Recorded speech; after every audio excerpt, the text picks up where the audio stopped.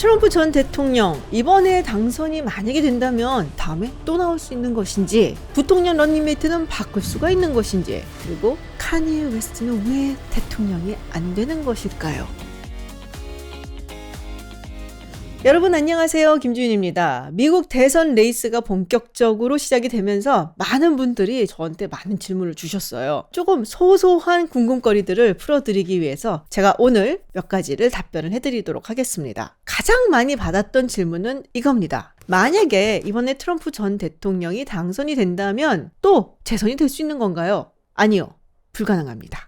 아마도 이게 미국 대통령들은 2번 연임이 가능하다라고 우리가 알고 있기 때문에 이렇게 생각들을 하시는 것 같아요. 미국의 수정헌법 22조에는 미국 대통령은 2번의 임기를 할 수 있다라고 되어 있어요. 그러니까 이렇게 징검다리로 당선이 된다라고 하더라도 일단 트럼프 전 대통령이 한 번의 임기를 마쳤기 때문에 한 번 더 임기를 하게 되면은 수정헌법 22조의 제한에 따라서 더 이상 대통령 선거에 나가질 못합니다. 사실 원래 미국의 헌법에는 이 대통령의 연임 규정이 없었어요. 처음에 헌법을 쓸 때에는 사실 이거를 3년으로 할까? 7년으로 할까? 그리고 단임제로 할까? 뭐 이런저런 이야기들이 있었는데 결국에는 4년으로 정해놓고 몇 번을 할 수 있다 없다 이 조항은 써놓지 않았습니다. 그 당시 초대 대통령이 조지 워싱턴이 될 것을 뻔히들 알고 있었기 때문에 뭐 알아서 잘 되겠지 뭐 이런 생각이 있었던 것도 같아요. 그렇다면 왜 이전까지 2번만 임기들을 했느냐? 초대 대통령이었던 조지 워싱턴이 딱 2번 하고 내려왔기 때문입니다. 이게 상당히 대단한 일이었던 게 사실 유럽의 많은 국가들에서는 조지 워싱턴이 죽을 때까지 할 거다 뭐 이런 식으로 여겼다고 하죠. 생각해보면 그 당시에는 유럽의 대부분의 국가들이 왕실이 있었기 때문에 조지 워싱턴도 워낙에 존경받는 인물이기도 하고 그러니까 계속하지 않겠냐 싶었는데 정말 거짓말처럼 2번만 하고 내려왔습니다. 그러니까 그 이후에 다른 대통령들은 아이 뭐 조지 워싱턴도 2번 하고 내려왔는데 내가 뭐라고 뭐 이런 식으로 관습처럼 굳어져서 2번씩만 임기를 채웠었죠. 그렇다고 해서 이 임기를 제한하는 것에 대한 의견이 전혀 없었던 건 아니에요. 아, 이거를 안 정해놓고 있으니까 언젠가 누군가 깨트리지 않을까 뭐 이런 식의 걱정들이 있어서 결국에는 1947년 대통령의 임기를 2번으로 제한하는 수정헌법 22조를 통과를 시킵니다. 1947년 그럼 전격적으로 왜 이거를 통과시키고 수정헌법으로 못 박았느냐? 다들 아시다시피 프랭클린 딜라노 루즈벨트 대통령 무려 4번이나 대통령 자리에 오르게 됩니다. 물론 시대적인 특수함이 있긴 했죠. 대공황이 있었고요. 2차 세계대전이 있었고요. 그래서 이 공화당 측에서는 2차례에 걸쳐서 이 수정헌법안을 내놨다고 합니다. 그 당시에 공화당뿐 아니라 남부의 민주당 의원들이 합세를 했다고 하죠. 루즈벨트 대통령 그리고 트루먼 대통령으로 이어지면서 사실 이 흑인 민권운동에 대한 지지가 조금씩 피어오르던 때였거든요. 제가 나중에 뭐 민주당과 공화당의 역사에 대해서 이야기를 할 때 조금 더 자세히 풀어드리겠지만 당시만 하더라도 남부는 민주당 텃세였습니다. 그래서 남부의 민주당 의원들 그리고 공화당이 함께 합세를 해서 수정헌법 22조를 통과를 시키게 된 것이죠. 그런데 이런 경우가 있겠죠. 부통령이 대통령의 자리를 승계를 했을 때 그러면은 이 부통령은 2번을 선거를 나갈 수 있을까요? 아니면 1번을 나갈 수 있을까요? 정답은 어느 시점에 승계를 했느냐에 따라 달라집니다. 대통령직을 승계했을 때 원래 대통령이 4년의 임기 동안 2년을 채 마치지 못했을 경우 재선 기회는 한 번밖에 없습니다. 근데 전 대통령이 2년 이상의 임기를 마치고 그 다음에 승계를 했을 때에는 2번의 기회를 가질 수가 있게 되는 거죠. 트루먼 대통령의 경우는 이게 헌법이 소급 적용이 되지 않는 경우였어요. 그래서 원래는 2번을 더 나올 수 있었는데 1948년 선거에서 이기고 그리고 1952년 선거에는 나가지 않게 되죠. 린든 B 존슨 대통령 같은 경우는 케네디 대통령이 이미 2년 이상의 임기를 마친 상태였기 때문에 2번의 재선의 기회가 있었습니다. 그럼에도 불구하고 1968년 선거에 본인이 나가지 않습니다. 대통령은 임기 횟수에 제한 없어요? 그거는 내가 수정헌법 22조에서 못 본 것 같은데. 근데 남의 부통령을 또 쓰고 싶겠어?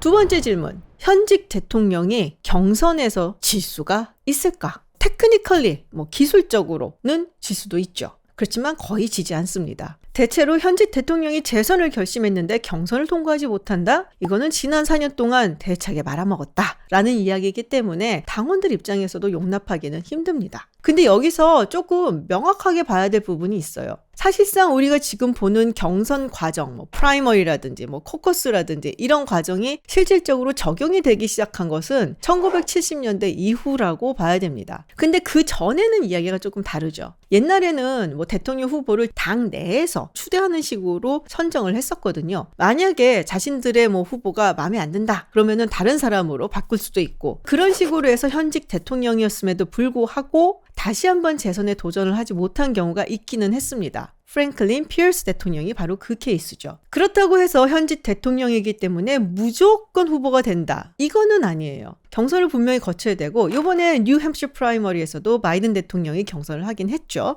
경선에서 꽤 거센 도전을 받는 경우도 있습니다. 예를 들어 1980년 현직 대통령이었었던 민주당의 지미 카터 대통령의 경우 케네디 가문의 세 번째 아들이죠. 에드워드 케네디 상원의원으로부터 아주 거센 도전을 받은 적이 있어요. 지미 카터 대통령이 후보로 선출이 되긴 했지만 전당대회까지도 사이가 굉장히 안 좋아서 여러 가지 갈등이나 잡음이 가라앉지 않았다라는 이야기가 있고요. 그래서인지 본선 경쟁에서 공화당의 로널드 레이건 후보한테 패배하고 말죠.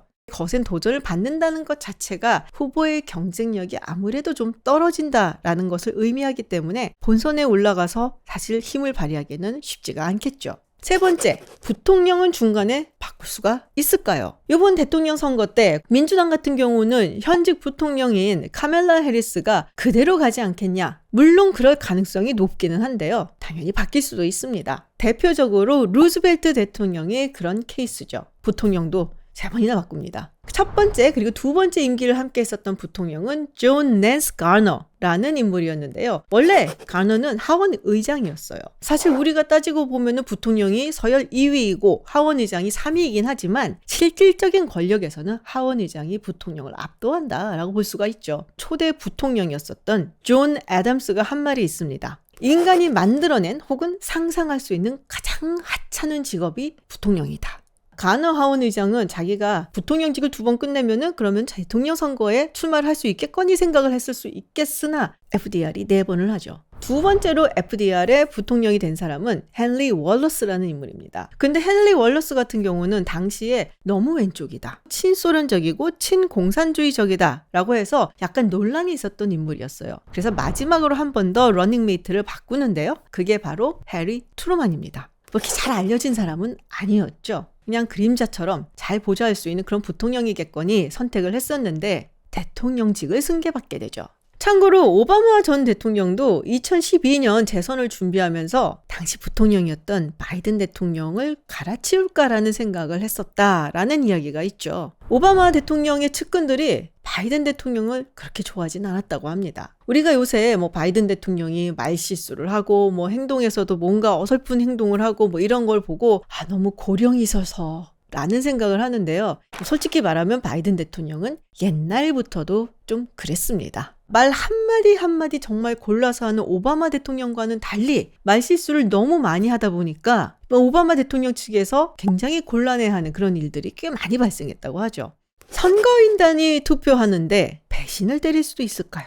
이제 많은 분들이 아시겠지만 미국의 대통령 선거는 간접 선거입니다. 선거인날 유권자들이 투표를 하죠. 그런데 이걸로 끝난 게 아니라 사실 진짜 투표는 12월 둘째 수요일이 지나고 다음에 돌아오는 월요일에 주도에 모여서 하게 됩니다. 그때 더 많은 표를 얻은 후보의 선거인단, 즉 그 정당에서 선택해서 만들어 놓은 선거인단들이 투표를 하게 되는데요. 이때 선거인단이 마음을 바꾸면 어떡하나? 사실 바꿀 수도 있습니다. 이른바 통수를 친다고 얘기를 하고요. 전문 용어로는 faithless elector라고 이야기를 합니다. 그런데 33개 주에서는 이 선거인단들이 이렇게 배신 투표를 못하도록 이렇게 법으로 막아놨어요. 그리고 17개 주에서는 이런 법이 없습니다. 그러니까 뭐 기술적으로 얘기를 하자면 이 17개 주에서는 선거인단들이 마음을 바꿔갖고 다른 후보한테 투표를 해도 사실 괜찮은 거예요. 그러면 얼마나 자주 많이 그러느냐? 미국 선거 데이터 전반을 다루는 페어보트 사이트에 의하면 지금까지 23,507명의 선거인단이 있었는데 배신 투표를 한 경우가 약 90번이 있었다라고 합니다. 근데 그 중에서 63명은 이미 패배한 후보의 선거인단이었어요. 그러니까 이들이 누구를 찍던 간에 당락에는 전혀 영향을 미치지 않는 상황이었다고 할 수 있죠. 그리고 실질적으로 다른 후보의 이름을 적는다라고 하더라도 상대 정당 후보에게 표를 던지는 경우는 거의 없고요. 자기 당의 다른 사람의 이름을 적어 넣는 경우가 많습니다. 2016년 같은 경우 민주당 내에서도 배신 투표들이 나왔었는데요. 예를 들면은 힐러리 클린턴 대신에 버니 샌더스의 이름을 적어 넣는다든지,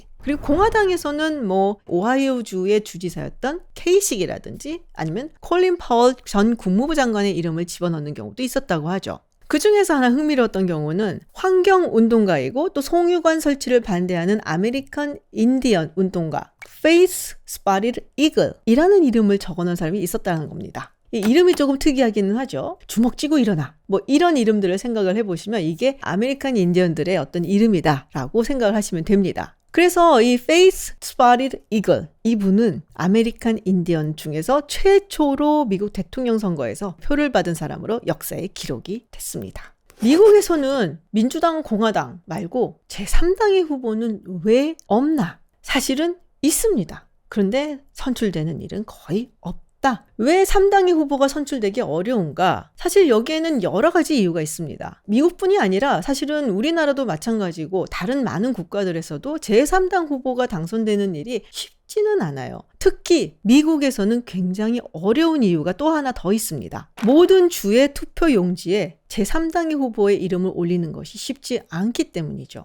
아니, 대통령 선거에 나가는 후보인데 투표용지에 이름이 안 올라간다고요? 미국에서의 선거는 주 정부 관할하에 있습니다. 그러니까 대통령 선거도 마찬가지거든요. 그 주마다 투표용지를 발행을 하게 되어 있는데 이 투표용지에 이름을 올리기 위해서는 일정 금액의 돈을 낸다든지 그리고 이 사람을 지지한다라는 이 지지자들의 서명을 또 받아와야 되거든요. 50개 주마다 다 기준도 조금씩 다르고 그리고 50개 주마다 다 따로 해야 돼요. 그러니까 이게 전국적인 정당 조직이 있는 민주당이라든지 공화당이라든지 이런 곳이 아닌 다음에야 제3당이나 혹은 혼자서 무소속으로 출마를 하는 후보 같은 경우는 50개 주를 다 커버하기란 여간 어려운 일이 아니죠. 그러니까 이 50개 주의 투표용지에 모두 다 이름이 올라가는 것이 쉽지가 않고 투표용지에 이름이 올라가지 못하니까 당연히 당선될 가능성은 확 떨어질 수밖에 없습니다. 2020년 카니에 웨스트가 대통령 선거에 출마한 적이 있습니다. 실제로 투표용지에 이름을 올리기도 했어요. 근데 모든 투표용지에 올리질 못하고 12개의 주에만 이름을 올렸습니다. 캘리포니아라든지 뉴욕이라든지 이런 주에는 이름을 올리지 못했어요. 조건을 다 축종을 못 지켰다든지 다양한 이유로 인해서 카니에 웨스트가 이름을 올릴 수 있었던 주는 12개 주에 불과했었던 거죠. 이렇게 시작 전부터 다르다 보니까 제3당의 후보가 당선이 되는 것은 거의 불가능하다라고 얘기할 수가 있죠.